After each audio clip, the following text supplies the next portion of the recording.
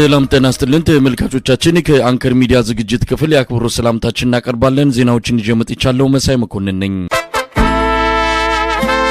የአብይ አህመድ ሰራዊት በትግራይ ከደረሰበት ኪሳራ የበለጠ በአማራ ክልል ከፋኖ ጋር እየተደረገ ባለው ጦርነት ከፍተኛ ጉዳት እየገጠመው መሆኑን አመነ። በሰራዊቱ አመራሮች መሃል በአማራ ክልሉ ጦርነት ላይ ልዩነት እየተፈጠረ መሆኑን የደረሰን መረጃ ያመለክታል። ኤታ ማጆር ሹም ብርሃኑ ጁላ በቀጥታ ምክትሉን ጀነራል አበባው ታደሰ ላይ ባነጣጠረ ውንጀላ ከፋኖ ጋር የገባንበት ጦርነት በተሳሳተ መረጃ ላይ የተመረኮዘ ነው ማለት ተመልክቷል። ሆን ተብሎ የተሳሳተ መረጃ ተሰጥቶናል አሊያም በሰራዊቱ ውስጥ ሳቦታጅ የሚያደርግ ኃይል ገብቷል ሲሉ ፊልድ ማርሻል ብርሃኑ ጁላ መግለጻቸውን ከደረሰን መረጃ ለማወቅ ተችሏል። አማራ ክልል የገጠመን ኪሳራ ከትግራዩ የሁለት ዓመቱ ጦርነት የከፋ ነው። በተለይ በተዋጊ ሰራዊታችን ላይ የደረሰው ኪሳራ በትግራይ ከገጠመን ይበልጣል ያሉት ፊልድ ማርሻሉ ይህም የሆነው ስለ ፋኖ ቁመና ትክክለኛ መረጃ ይዘን ወደ ጦርነቱ ባለመግባታ ነው ሲሉም በቁጭት ተናግረዋል። በትግራይ ከህወሓት ጋር በተደረገው ጦርነት ከፍተኛ ቁጥር ያለው የአብይ አህመድ ሰራዊት ኪሳራ ቢደርስበትም በአማራ ክልል ከፋኖ ጋር ባለፉት 17 ወራት የተደረገው ጦርነት የበለጠ ቁጥር ያለው ሰራዊት ከጥቅም ውጪ መውጣቱን በአዛዦቹ በኩል በተደረገው ግምገማ መረጋገጡንም ለማወቅ ተችሏል። በጦር መሳሪያዎች ኪሳራም ቢሆን ፋኖ ከቀላል ኋላ ቀር መሳሪያ በ17 ወራት ውስጥ እስከ ሞርታርና ዲሽቃ መታጠቅ የቻለው ከአገዛዙ ሰራዊት በምርኮና በተለያዩ መንገዶች ባገኘው መሳሪያዎች መሆኑን በግምገማ ያነሱት የአብይ አህመድ ጀነራሎች ኪሳራው በእግረኛ የሰራዊቱ ክፍል ብቻ ሳይሆን ከባድ መሳሪያዎችንና ተተኳሾችን ጭምር በገፍ የተማረኩበት እንደሆነም ተመልክቷል። በአማራ ክልል ከፋኖ ጋር የተጀመረው ጦርነት አገባቡ ላይ ልዩነት ውስጥ የገቡት የአብይ አህመድ ከፍተኛ ወታደራዊ አመራሮች እንዴት እንወጣለን በሚለው ላይ ከፖለቲካ መሪዎች ጋር ሳይቀርም ሰፊ ልዩነት ውስጥ መግባታቸው እየተነገረ ነው። አብይ አህመድ አሁን ባለው ሁኔታ ስለ አማራ ክልሉ ጦርነት ግልጽ የሆነ የመውጫ ስትራቴጂ እንደሌለው የሚገልጹት የአንከር ሚዲያ ምንጮች በአጠቃላይ ብልጽግና በግራ መጋባት ውስጥ እንደሚገኝ አመልክተዋል። ባለፉት 2 ሳምንታት ብቻ በአማራ ክልል ከ5000 በላይ የአብይ አህመድ ወታደሮች የተማረኩ ሲሆን በሺዎች የሚቆጠሩት ከጥቅም ውጪ መሆናቸውን ለአንከር ሚዲያ ከተለያዩ አውደ ግንባሮች ተሰብስበው ከደረሱት መረጃዎች ለማወቅ ተችሏል። በሰሞኑ የኦሮሚያ ብልጽግና የፓርቲ ስብሰባ በአገሪቱ በተደረጉና እየተደረጉ ባሉ ጦርነቶች እያለቁ ያሉት የኦሮሞ ልጆች ናቸው በሚል የተነሳው ጥያቄ የኦሮሚያ ብልጽግና አመራሮችን ማስደንገጡ ተገለጸ። በአዳማ ናዝሬት የተካሄደውን የከፍተኛ አመራሮችን ስልጠና ተከትሎ ከየወረዳዎቹ ለተወጣጡት የኦሮሚያ ብልጽግና የመካከለኛና የበታች አመራሮች እየተሰጠ ባለ ስልጠና ተሳታፊዎች የኛ ልጆች በየጦርነቱ የሚያልቁበት ምክንያት ምንድነው ሲሉ መጠየቃቸው ነው የአንከር የመረጃ ምንጮች የገለጹት። በትግራይ በተደረገው ጦርነት በአብዛኛው ያለቀው የኦሮሞ ወጣት ነው። አሁንም በአማራ ክልል የሚሞተውና የሚማረከው የኦሮሞ ልጅ ነው። ከሸኔም ጋር በሁለቱም ወገን የምናልቀው እኛው ነን የሚል ተቃውሞ የተሰማ ሲሆን አመራሮቹ ግራ ተጋብተው ጥያቄውን አድበስብሰው ማለፋቸውን ነው በስልጠናው ላይ የነበሩ ከፍተኛ አመራር ለአንከር ሚዲያ በላኩት መረጃ ላይ ተመለከተው። ከፍተኛ የሰራዊት መመናመን የገጠመው የአብይ አህመድ አገዛዝ መከላከያውን ወደ ዋና የአማራ ክልል ከተሞች እየሳበ መሆኑ ተገለጸ። ከጎንደር፣ ከደሴ፣ ከባህር ዳር፣ ከደብረ ብርሃንና ከጥቂት በስትራቴጂነት ከለያቸው ከተሞች በቀር ሰራዊቱ እንዲለቅ በማድረግ ላይ መሆኑን የአንከር ሚዲያ ምንጮች ካደረሱን መረጃ ለማወቅ ተችሏል። በወልቃይት ሁመራ ኢትዮጵያ ከኤርትራ በምትዋሰንበት የድንበር አካባቢ ሰፍሮ የነበረው የአብይ አህመድ ሰራዊት ወደ መሃል ጎንደር ተጠቃሎ ገብቷል።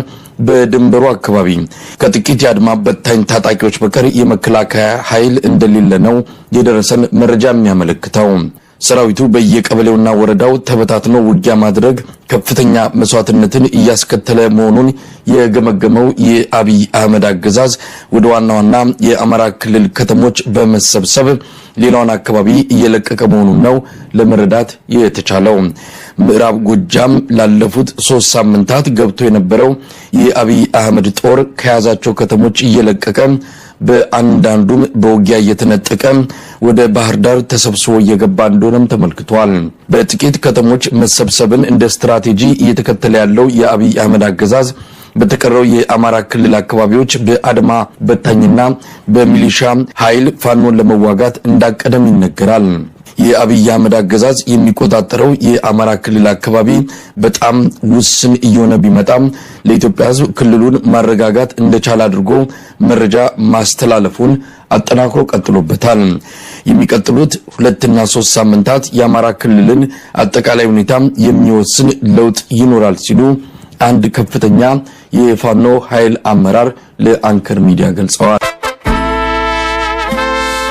ገለታው ምናልባት ኢትዮጵያ ውስጥ በጣም ግርግር በዛ፣ የመንግስት ድግስ በዛ፣ ጩኸት አብይ አህመድ በእንደነዚህ አይነት ግርግሮች ጩኸት የህዝቡን የሉና ጥያቄ በተለይ የመኖር ጥያቄ ከኢኮኖሚ ጋር ተያይዞ የመጣው ከሰላም ጋር ተያይዞ የመጣውን የህዝቡን መሰረታዊ ጥያቄ መመለስ ሳይችል ሲቀር እንደነዚህ አይነት ድግሶች የማባራ ሰልፎች ትዕይንቶች ጩኸቶች ሰማይ ምድሯ ነው በዚህ በአብይ አህመድ ጩኸት እየደነቆረች ያለች። የመጽሐፉ ምረቃን በተመለከተ ብዙ ሰዎች ንግግር አድርገዋል። በነገራችን ላይ ተመልካቾች አንዳንዶችም መጽሐፉን ሳታዩት ሳታነቡት እነዚህ እኮ መጽሐፉን አንብበው ነው አስተያየት የጻፉት፣ ስለዚህ መጽሐፉን አንብቦ መተቸቱ አይቀድምም ወይም ደግሞ የተሻለ አይሆንም ወይ የሚል አስተያየት ሊሰጡ የሚችሉ እንዳሉ ገምታለሁ፣ ይኖራሉ። ግን እዚህ ጋር መገንዘብ ያለብን ነገር እኛ መጽሐፉን በሚሰጡት አስተያየት አይደለም አቀራረባቸው ነው። ያቀረቡት ነገር የትኛውንም መጽሐፍ ይጻፍ ከሰማይ በታች አብይ አህመድ ተጠቦም ተጨንቆም ታላቅ የተባለ መጽሐፍም ይጻፍ የትኛው መጽሐፍ ከሙራን እንዲህ አይነት አስተያየት ሲሰጥ በዚህ መልኩ አይደለም። ይሄ የሙራን አስተያየት አይደለም። ይሄ ሙር የነካው አስተያየት አይደለም። ይሄ ትንሽ ማጎንበስ ያለበት የሆድ ጥያቄ ያለበት ነገ የሆነ ነገር ወደ ኋላ ላይ ምናነሳው በሙር ስም የሚንቀሳቀስ በአንድ ጊዜ ካገዛዝ ወደ አገዛዝ በመገለባበጥ የሚታወቅ ሰው አለ፣ ዘሪሁን ተሾመ የሚባለው። ስለሱም ሰው ምናነሳለን። እሱ በተለይ በዚህ የሚታወቅ ነው። በተለይ ደባል ሱሶች ያለበት ሰው ስለሆነ ለነዛ ሱሶች የሚሆን ሳንቲም ያስፈልጋል። ምንም ጥርጥር የለውም። ይሄ አሁንም በአደባባይ እንናገረዋለን። ሌላ ጥያቄ አለም። እንደ በዚህ ይሄን በመናገራችን ምናልባት ስሜቱን ቆንጠጥ የሚያደርገው ሰው ካለ ለጊዜው ይታገሰን። እንደነዚህ አይነት ሰዎች የወር ጥያቄ የተለያዩ ደባል ሱሶች ያለባቸው ለዛ የምትሆን ሳንቲም ከቤተ መንግስት ይወረወርላቸዋል። ከተከፈለው ደግሞ ምንድነው እንኳን ተከፍሎኝ ሳይከፈለኝም ስሳደብኩ ኖር ያለው እንዳለችው ሆቴሉ ላይ እንዳለችው አንዲት አለሌ እንኳን ተከፍሎኝ አይደለም ሳይከፈለኝም ስሳደብ ነበር፣ ከከፈላችሁኝማ በደንብ ነው መሳደበው እንዳለችው እነዚህ ከተከፈላቸው ሌላም ነገር ሊሉ ይችላሉ። ከዛ አንፃር መታየት አለበት። ምሁር ናቸው። የምሁር ጠርዛቸውን ጠብቀው ሜርን ያለባቸው ትውልድ ቀራጭ ናቸው።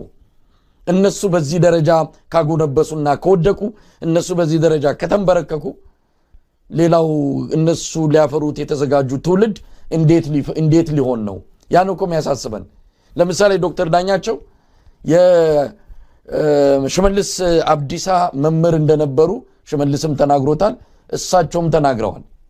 ስለዚህ እሳቸው ዕውቀት እንደ ሽመልስ አብዲሳ አይነትን ሰው ማፍራት ከሆነ በእርግጥም ችግሩ ያለው እሳቸው ጋር ነው። ሽመልስ አብዲሳ የፍልስፍና ተማሪ እንደሆነ ይነገራል። አሁን የምናየው ሽመልስ እንኳን ፍልስፍና አይደለም በዛም ደጃፍ ያለፈ አይመስልም። ዘረኝነት የወረሰው ልቡ የደነደነ ኢትዮጵያ ውስጥ እንዲህ አይነት መከራ በማምጣት ኦሮሚያ ክልል ውስጥ ላለፉት 7 ዓመታት ለፈሰሰው ደም ከአብይ እኩል የሚጠየቅ ሰው ነው። ስለዚህ እኚህ ምሁር ሽመልስ አብዲሳን እንኳን አልቀረጹትም። ሽመልስ አብዲሳን እንኳን ሰው ማድረግ አልቻሉም። ለነገሩ እሳቸውም ሰው መሆን አልቻሉም። ይኸው በየቦታው ያነክሳሉ። ስለዚህ እንዲህ አይነት አስተያየት ስለሰጡ እንጂ በእርግጥም መጽሐፉን አንብቦ የመጽሐፍ ግምገማ ማድረግ ምንም ችግር እኮ የለውም። አሁን የመጽሐፍ ግምገማ አደረግም ብለው መቼም ልባቸውን ልቅ ብሏል። እንደዛም ብለው ተኩራርተው ተቀምጠው ከሆነ መለስ ብለው ከእንደገና ያደረጉትን የጻፉትን የተናገሩትን መፈተሽ ነው ያለባቸው። በጣም የሚያሳፍር መሆኑን ግን ህዝብ እየተናገረ ነው። ይሄ የኛ ብቻ አይደለም። የማህበራዊ ሚዲያ ላይ ያለውንም ምልልስና አንዳንድ ነገሮችንም እየተከታተልኩ ነበር። አንዳንድ ሚዲያዎችንም እያዳመጥኩ ነበር። መርጬ ሳይሆን ሌሎችም አካባቢ እጄ በጣም የሚያሳፍር እንደሆነ ነው ብዙዎች እየገለጹ ያሉት ገለታው። አንድ ብዙ ጊዜ መሰረታዊ እንላለንና መሰረታዊ ነገሩ አንዱ መሳይ ካንተ ካልከው በተጨማሪ ሀገር በግለሰብ አይምሮ አይመራም እኮ። ይሄ ቀላል ነገር እኮ ነው። በቃ በዲሞክራሲ ስርዓት ውስጥ በተለይ ብዝሃነት የሚባለው በፕሉራሊዝም አስተሳሰብ ውስጥ አንድ ሀገር በአንድ ሰው አይምሮ አይመራም። አንድ ሰው ሐሳብ ሊያፈልቅ ይችላል። ያንን ሐሳብ ይዞ ወደ ፓርቲ ነው የሚሄደው። በዚህ በመድበለ ፓርቲ ስርዓት ውስጥ ፓርቲው ውስጥ ገብቶ የሐሳብ ተጨምቆ ተበልቶ ምን ተብሎ የፓርቲ ዶክመንት ሆኖ ሊወጣ ይችላል። የፓርቲ ዶክመንት ሆኖም እንኳን የሀገር ሊመራ አይችልም።